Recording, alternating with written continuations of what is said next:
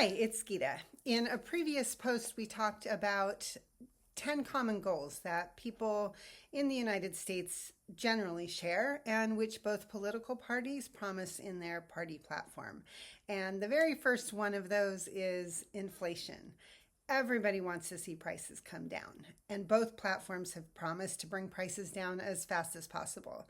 So it's the end of January 2025. It's going to be a while before we see the impact of changes that the new administration might make. But let's start off with a baseline. When the 119th Congress was seated and when President took office for a second term, where did we stand on inflation?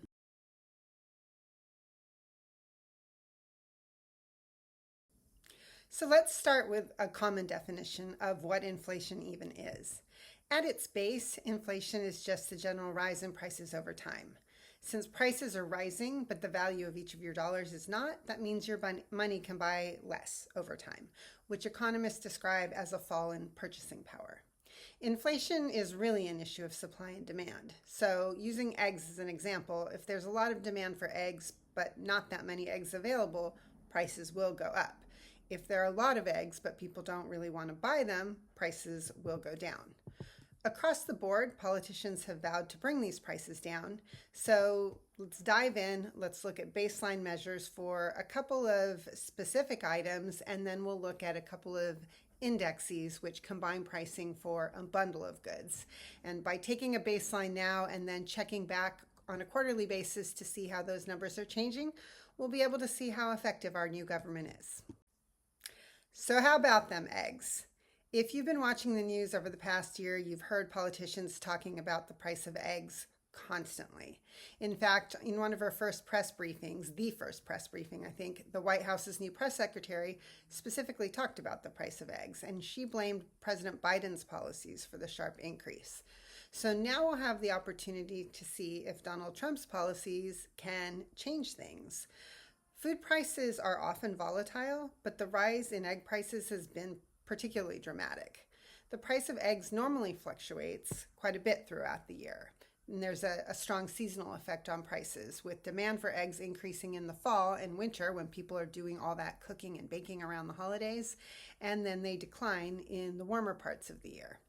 But on top of normal monthly fluctuations of prices, we're also experiencing a significant supply side shock right now as the avian bird flu decimates chicken flocks.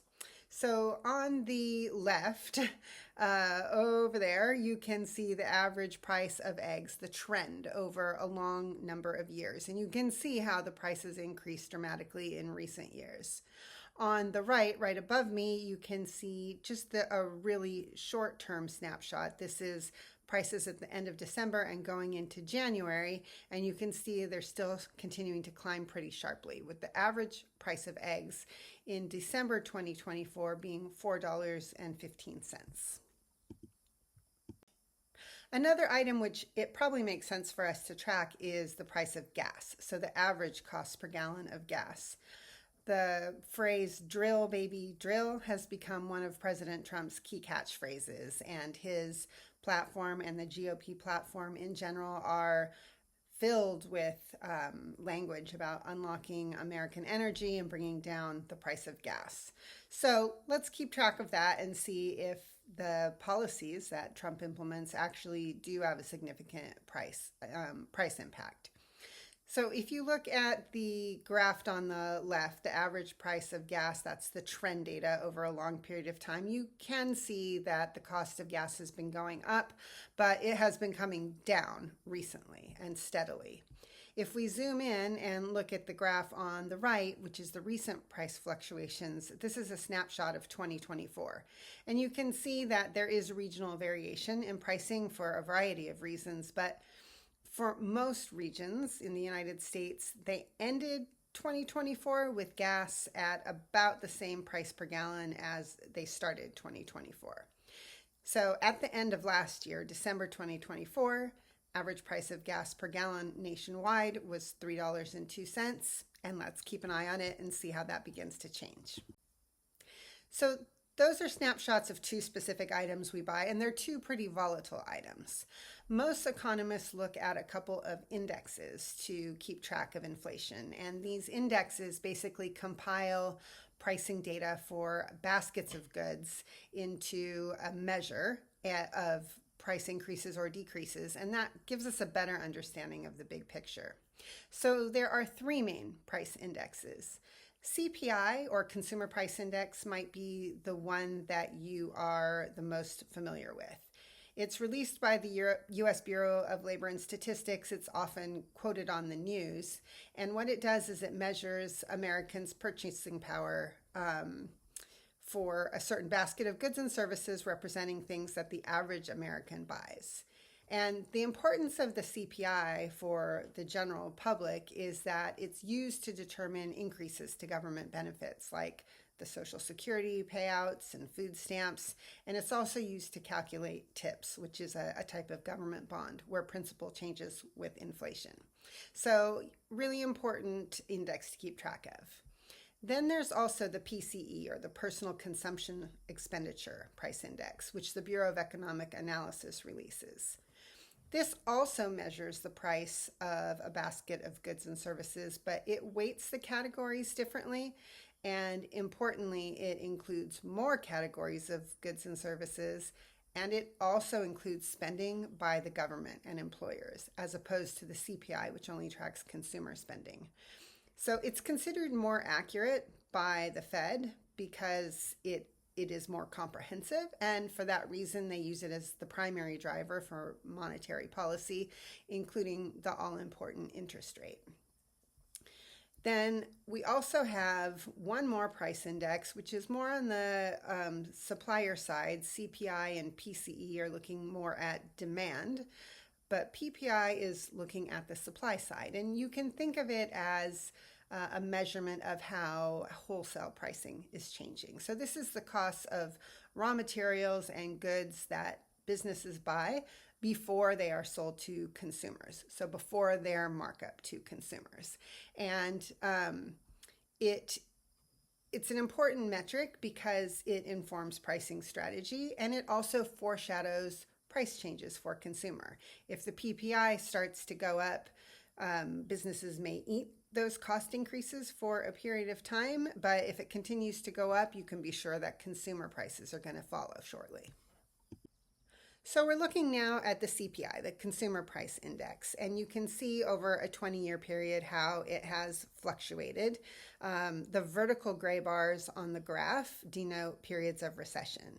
And just as a benchmark, U.S. monetary policy targets an annual inflation rate of 2%. So that's a point of reference.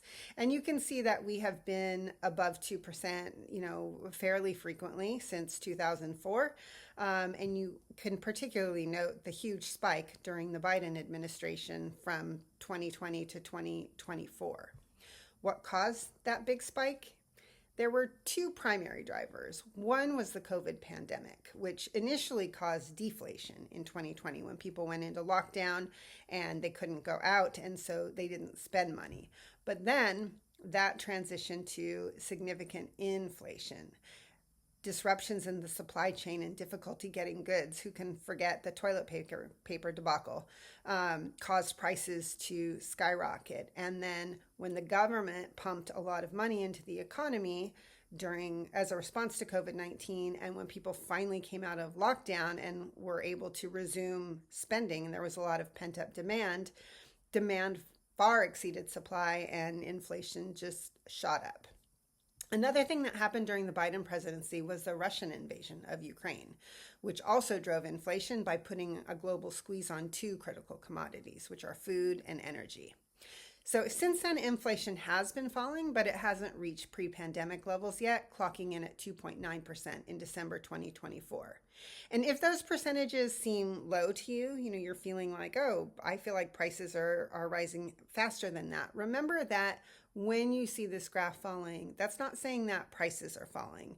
It's just saying that prices are rising less fast. So inflation compounds. You're paying the 2.9% from price increase from December on top of the price increase from November on top of the price increase from October, and so on. So that's why we're feeling like we're paying so much right now. Also, just quickly notice that since 2009, the CPI hasn't dipped below zero at any point, and I'll come back to that a bit later. Some other things to keep in mind in terms of inflation are that I'm talking about a national average, national statistics, but inflation does vary by region. Depending on where you live, you might be experiencing faster or slower price increases, and that's due to things like housing shortages, adverse weather events, and local regulations. Areas experiencing rapid growth often have a temporary spike in inflation. For example, hot housing markets like Austin, Texas experienced a really rapid acceleration in housing costs as a lot of people moved into the area and demand for housing couldn't keep up with supply. So there are some regional variations, but I'm mostly going to focus on the national averages. And in case you're wondering how the inflation we're experiencing in the United States compares to what other countries are experiencing, just one more quick note before we move on. The graph on the bottom, the line graph, shows how inflation has been tracking over the years in different countries. And you can see that it is very similar to the shifts that we saw in the United States. And that's because the primary drivers of inflation, the COVID pandemic, the war in Ukraine, those are global phenomenons. So they impacted all the countries, not just the United States. Looking at the graph right above the map, this shows 2024. And it is a comparison of how well different countries did controlling inflation last year.